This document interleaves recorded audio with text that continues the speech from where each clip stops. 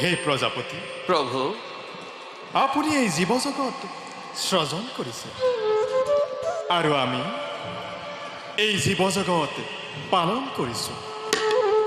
আৰু ৰুদ্ৰই প্ৰভু, অন্যায় অধৰ্ম হলে তাকে সংহাৰ কৰি সৃষ্টি ৰক্ষা কৰিছে। এনেদৰে আমি তিনিও অবিৰাম গতিত জগতখন ৰক্ষা কৰি আহিছোঁ। কিন্তু প্ৰভু, হঠাৎ আমাৰ সৃষ্টিত সকলো অজানিতে ওলট পালট হ'বলৈ ধৰিছে। কাৰণ সৃষ্টিকৰ্তাই সৃষ্টি কৰিবলৈ পাহৰিছে আৰু আমি পালন কৰিবলৈ পাহৰিছোঁ। আৰু ৰুদ্ৰই প্ৰভু, সংহাৰ কৰিবলৈ পাহৰি পেলাইছে। ইয়াৰ কাৰণ কিবা বিচাৰি পাইছেনে বাৰু প্ৰজাপতি প্ৰভু, আৰু দেৱাদিদেৱ ৰুদ্ৰ?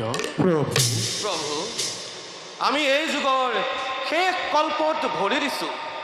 যুগ পৰিৱৰ্তনৰ সময়ত পৃথিৱীত নানা ধৰণৰ অন্যায় অধৰ্ম অপায় অমংগল আদিয়ে দেখা দিয়ে। তাক বাধা দিবৰ কাৰো ক্ষমতা নাই, কাৰণ গ্ৰহে এফালৰ পৰা ৰাস কৰি আহিছে। এটা কল্প শেষ হোৱাৰ লগে লগে আন এটা কল্পৰ আৰম্ভ হয়। সেই কল্পত যদি ধৰ্ম স্থিতি ল'ব পাৰে, তেন্তে তাৰ ফলতি লাভ হৈ অনাদৰ অনাবৃষ্টি দূৰ হয়। আৰু যদি অধৰ্ম স্থিতি ল'বলৈ সুবিধা পায়, তেন্তে তাৰ ফলতি ভয়ংকৰ হ'ব। দুৰ্ভিক্ষ, মৰামৰি, গতাগতি আদি মহাপ্ৰলয়ৰ সৃষ্টি হ'ব। প্ৰভু,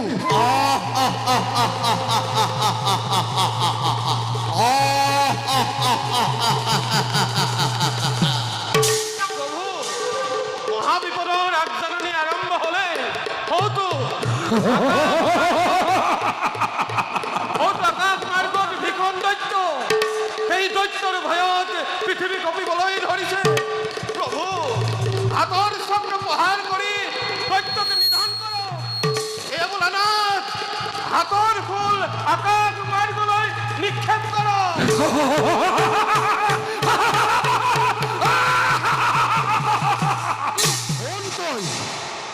মোৰ এই মহাকুলে তোৰ বুকু ভেদ কৰাৰ আগতে দে তোৰ সত্য পৰিচয়।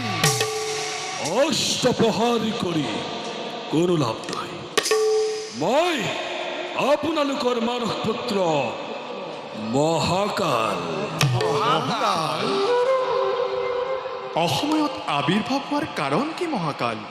প্ৰভু, এই পৃথিৱীৰ ৰক্ষণৰ ভাৰ আমাৰ ওপৰত দিয়া হৈছিল যদিও বৰ্তমানে সেই দায়িত্ব পালন কৰাত মই অপাৰগ। তাৰ কাৰণ পৃথিৱীত অন্যায় অধৰ্ম অত্যাচাৰ অবিচাৰ দূৰ সীমাত উপনীত হৈছে। ধৰ্মৰ নাম গোন্ধ একো নোহোৱা হৈছে। অধৰ্মই এফালৰ পৰা সকলো ত্ৰাস কৰি আনিছে। প্ৰভু, মই চাই থাকিব নোৱাৰা হৈছো। প্ৰভু, ধৰ্মই থিতাপি ল'ব নোৱাৰা হ'ল। মোৰ কাৰ্যকাল শেষ হৈ আহিছে। প্ৰভু, তাৰ পৰিণাম কি হ'ব মহাকাল? তাৰ পৰিণাম অতি ভয়ংকৰ হৈ উঠিব। মহাকাল, মহাসাগৰৰ পানীয়ে সমগ্ৰ পৃথিৱী তলিয়াব। আগৰে শিক্ষা সভ্যতা জ্ঞান বিজ্ঞান সকলো মহাসাগৰৰ পানীতে ডুব যাব।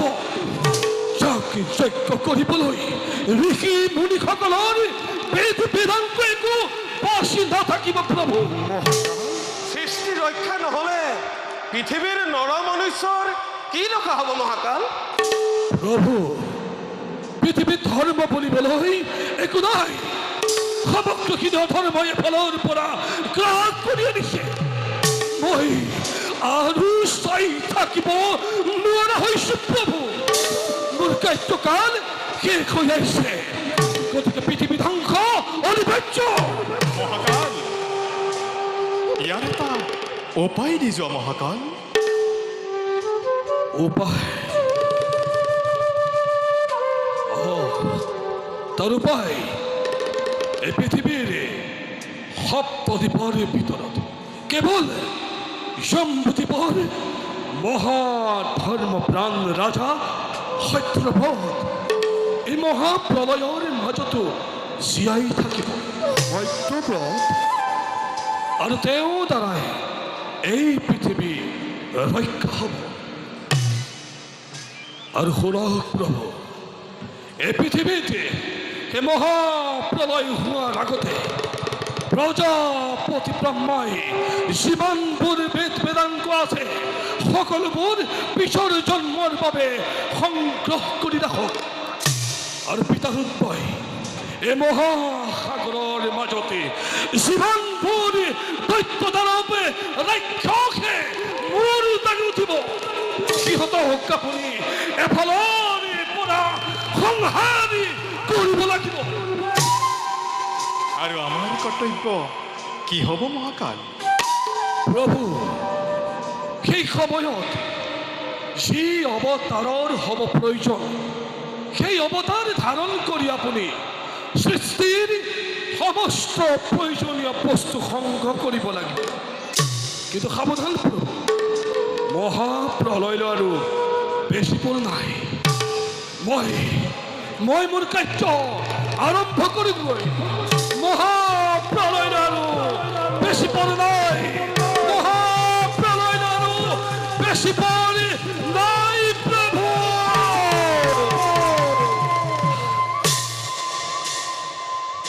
এই সুন্দৰ বিনন্দীয়া সৃষ্টি, বেদ বেদাংগ, শিক্ষা দীক্ষা, সাহিত্য সভ্যতা সকলোতে মহাপ্ৰলয়ত লোপ পাব। পুনৰ সৃষ্টি কৰিবলৈ আৰু থাকিব ক'ত প্ৰভু?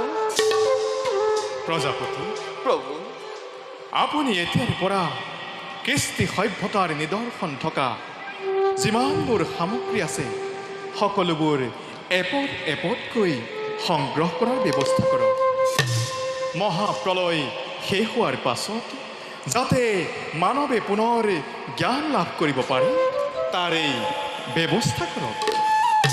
কিন্তু প্ৰভু, সকলোবোৰ সভ্যতা সংস্কৃতিৰ নিদৰ্শন সংগ্ৰহ কৰাটো ইমান সোনকালে সম্ভৱ নহয়। তাৰোপৰি এনে পৰিস্থিতিত কোন ক'ত পৰি আছে তাৰো কোনো ঠিকনা নাই প্ৰভু। প্ৰজাপতি, প্ৰভু, এই সকলোবোৰৰ কিছু হ'লেও যাতে আভাস ৰাখিব পৰা যায় তাৰেই ব্যৱস্থা কৰিব। আৰু ৰুদ্ৰই প্ৰভু, হঠাৎ মহাবল ধাৰণ কৰি এই সকলোবোৰ ৰক্ষণাবেক্ষণৰ দায়িত্ব কৰক গ্ৰহণ। বাৰু প্ৰজাপতি প্ৰভু, আৰু দেৱাদিদেৱ ৰুদ্ৰ, প্ৰভু, এতিয়া যাওক নিজ নিজ কৰ্তব্যত হওক অগ্ৰসৰ। ভাল প্ৰভু। তেন্তে আমি নিজ কৰ্তব্যত হওঁ অগ্ৰসৰ। বলক প্ৰজাপতি। অলপ মহাদেৱ।